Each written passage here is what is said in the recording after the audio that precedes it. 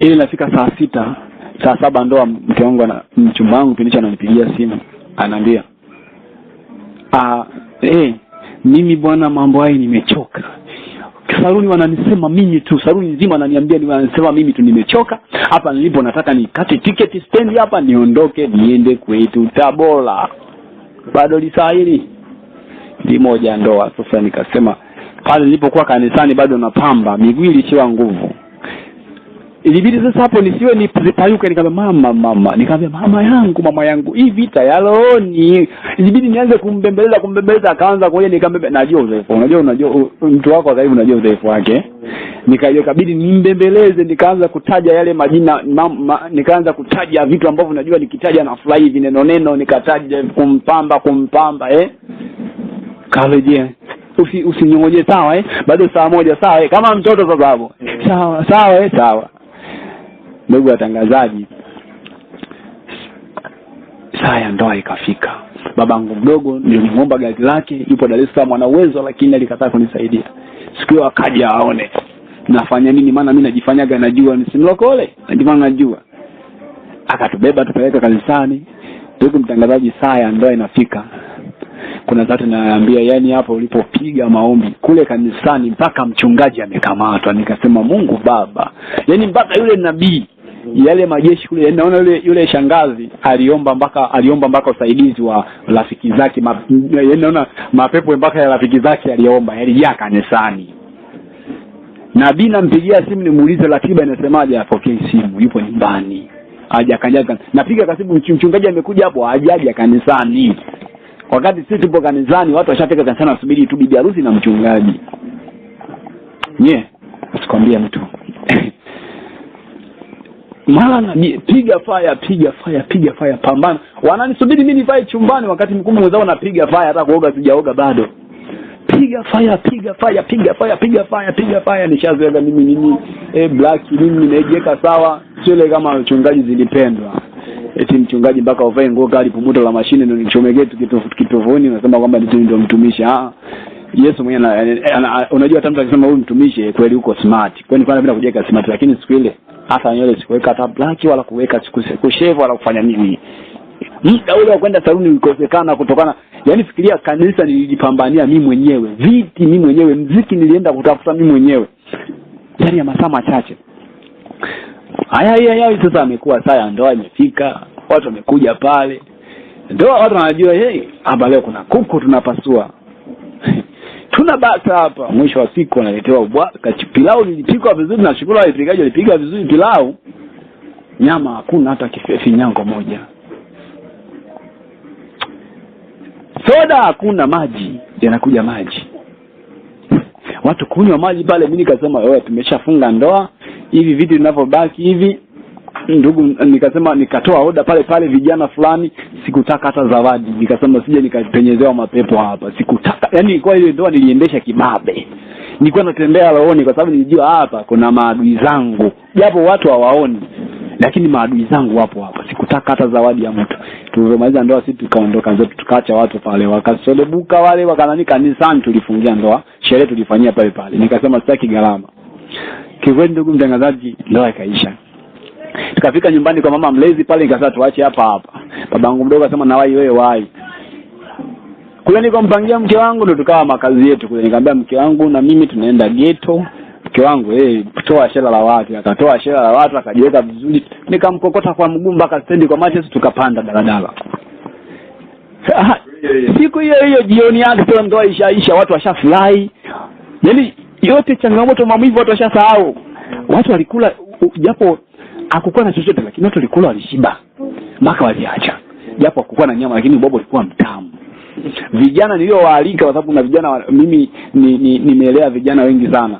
Kuna vijana wengi sana wana library zao kule kwa Matias, nimewasaidia vijana wengi. Kuna wengine mpaka sikujuaga kama watakuwa maarufu, waimba singeli sasa maarufu sana kwenye nyimbo za nani. Kipindi hicho nilikuwa nawasaidia sana. Sababu mimi nilipokuwa naishi kwenye ile nyumba ukisema kwa yule mtaa ilikuwa kama doni yani. Kwa hiyo bwana nisaidie bwana na nyimbo yangu bwana 2020 nilikuwa nawasaidia.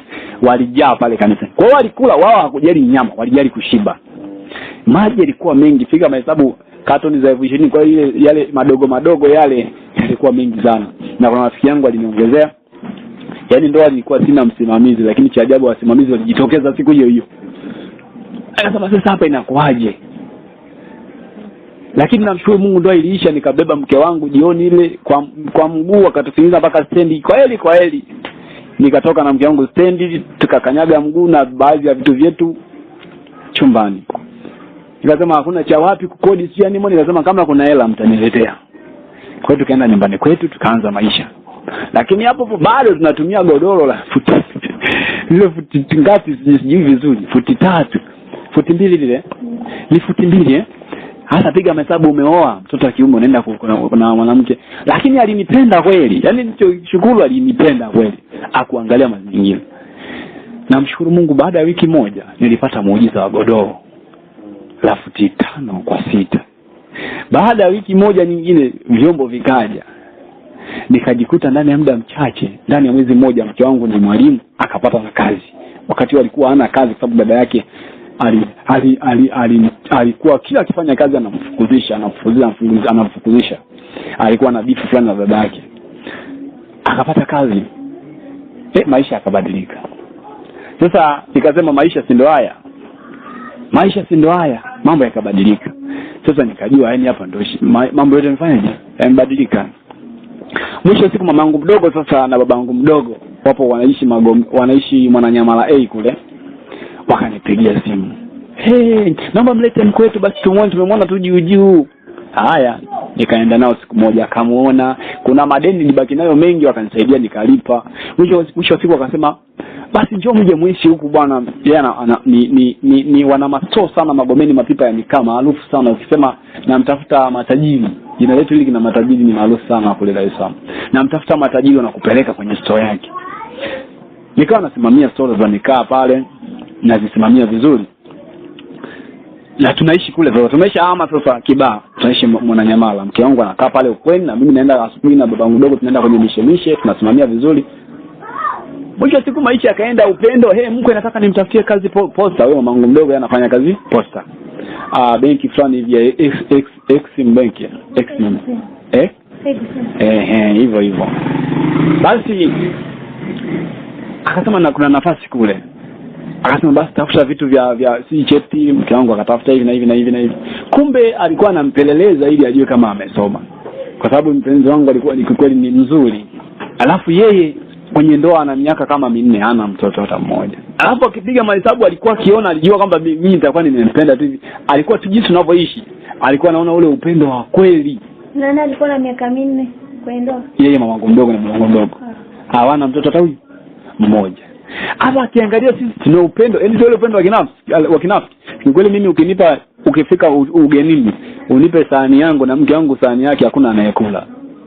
Tumeshazoea sahani hata kama popote pale. Ile sio, unajua kuna ule upendo wa munafiki ndani. Bwana sahani sehemu ya watu, wewe bwana vipi wewe kaa huko, lakini mimi sipo hivi, nasema lete sahani moja tu. Chai kikombe tunatumia kikombe hiki.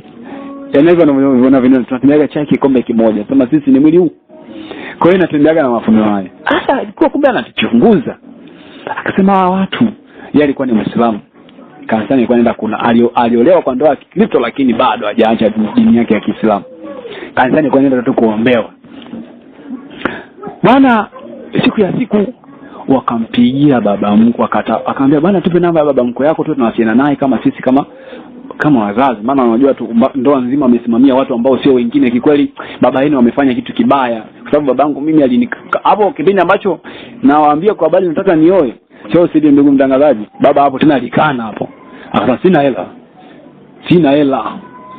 Unaona kipindi gani masika unataka kuoa? Sina hela, alikana. Nilipomwambia baba nimeshamaliza kila kitu, akasema simama ndio hayo bwana. Kweli. Lakini sasa wale akasema nataka tuwasiliane na unaokeza zako moja kwa moja na sisi tuwafahamu. Kumbe bwana anachukua namba za simu. Yule mamangu mdogo anachukua namba za simu za baba yangu mkwe. Bwana mwisho wa siku anampigia simu, wewe mzee, umeona nini kumwezesha mtoto wako kwa kijana wetu sisi? Wewe mwanamke sasa, umeona nini kumwezesha mtoto wako kwa kijana wetu sisi? Kwanza mtoto wako amesoma, si familia yetu akisomi. wakati mimi wameshindwa kunisomesha hata sekondari. Mimi sikufichi, mimi naongea ukweli. Hizi lugha za Kiingereza tunajua kutokana na mambo ya utumishi, unakutana na watu wengine watu lugha. Lakini mimi sala ya sekondari sikuvaa. Napenda kuongea ukweli, sio wale unajua kuna ile Yesu ni mwema, Yesu ni mwema unafanya msomi. Mimi sio siri. Sekondari sikwenda. Nilisha darasa 7 na hivyo Mungu ananitumia kwa namna ajabu. Sasa anamsema sisi familia ya kisomi tutakuwa ameshia form ngapi, na maana nataka nimtafutie kazi sije kanitia aibu. Hasa baba alipiga mali akakasirika, yule baba mkwe akaona sasa hawa watu mbona nani, kwani babake mzazi, hata kama sio babake mamake mzazi ile mimi sijui. Tunaendelea nini, nafanya kazi zao mwisho wa siku tukashangaa baba yetu ametoka kijijini amekuja mjini, babangu mzazi, kumbe amepewa maneno sijui maneno gani. Mwisho wa siku tunawekwa kikao mimi, mke wangu na familia yangu. Tuambie ukweli, wewe mwanamke wanamweka saa kikao mke wangu, familia nzima, ndugu watangazaji, sijui chochote nini. Tuambie kikweli, wewe kwa nini unamngangania mwanetu? Unaona unafanana. Kwani mke wangu ni mzuri. Yule mama alikuwa na wivu. Unafanana na mtoto wetu kweli? Unafanana na mtoto wetu? Mimi sielewi chochote. Mke wangu ni mtu ambaye mpole, lakini ukimjia ana kalama ya kinabii. Manabii bwana sikufichi, manabii ukimjia kwa ngumi anakutandika ngumi. Ni mkorofi, lakini muda wote anaanza yaani ukimjia juu na anakujia juu. Sasa cha ajabu Mungu alimfanya awe mpole. Familia nzima ilimuinukia. Ndugu mtangazaji, nilisimama pale kwa hasira. Nikasema kwa hiyo mmekuja hapa kikao mmeitana kutoka yuko mmetumiana nauli kwa ajili ya hili. Nikasema mama naye ameunganishwa kwenye simu.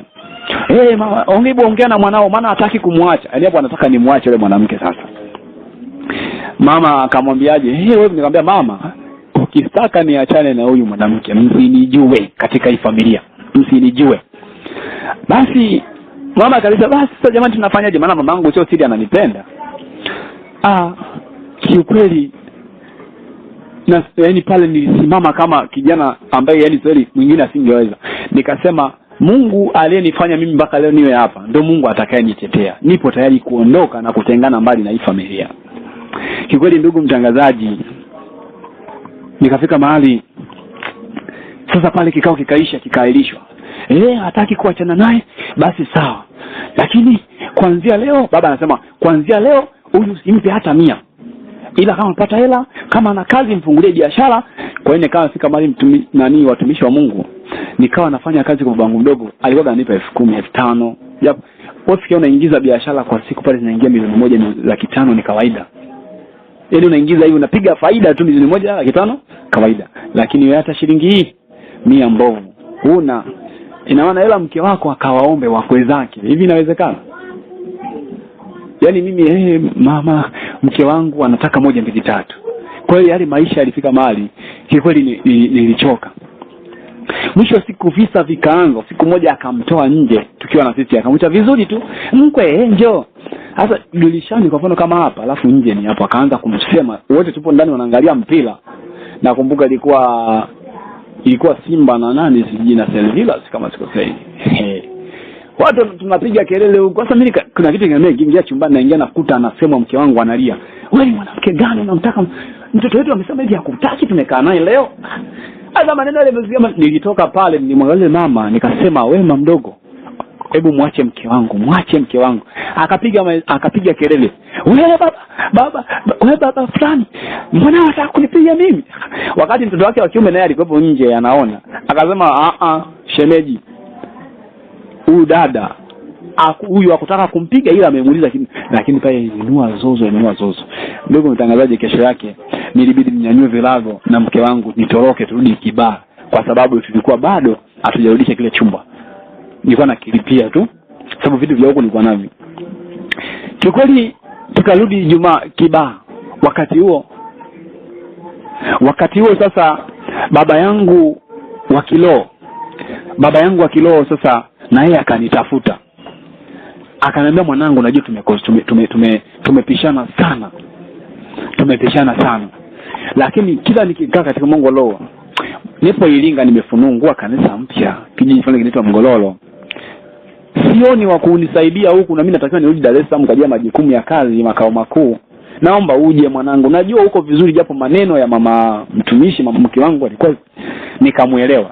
Kabidi nirudi Kibaha.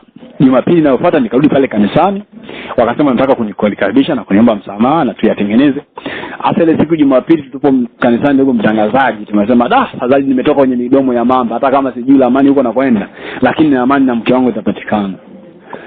Ndugu mtangazaji, wakati huo mke wangu ana ujauzito kama mwezi mmoja. Mwaka jana hiyo. Ndugu mtangazaji, tumekaa kanisani hiyo Jumapili. Ibada inaanza tukasifu, tukacheza, ile mahubiri yanaanza. Ile nageuka nyuma. Mamangu mdogo ametoka Dar es Salaam, mamangu mdogo na polisi kama wote. Kanisani. Wamefika, alafu wamekuja kukaa nyuma yangu, alivyokuwa anaonyesha ile sura ile ya mbogo. Nilipopiga jicho, Mungu Baba, nikasema leo ni leo. Nataka nikwambie kitu kimoja, ndugu mtangazaji. Nilifika mahali niliishiwa nguvu, nilivua viatu pale. Wakamfuata yule mtumishi alikuwa anahubiri pale. Yule mtumishi naye ana hekima, akasema polisi fanyeni kazi yenu. Alialikwa. Hajauliza kwamba hawa watu ni nani. Kumbe mimi ni katika wachungaji wote wa ile huduma. Yaani mchungaji ambaye badala ya mtumishi mkubwa ndo mimi. Yaani ni mchungaji wa deliverance, tuna mchungaji wa mchumi, lakini kwa upande wa ukombozi mimi hapa ndo mchungaji wa huduma nzima. Yeye akujua ametumika naye kama nani?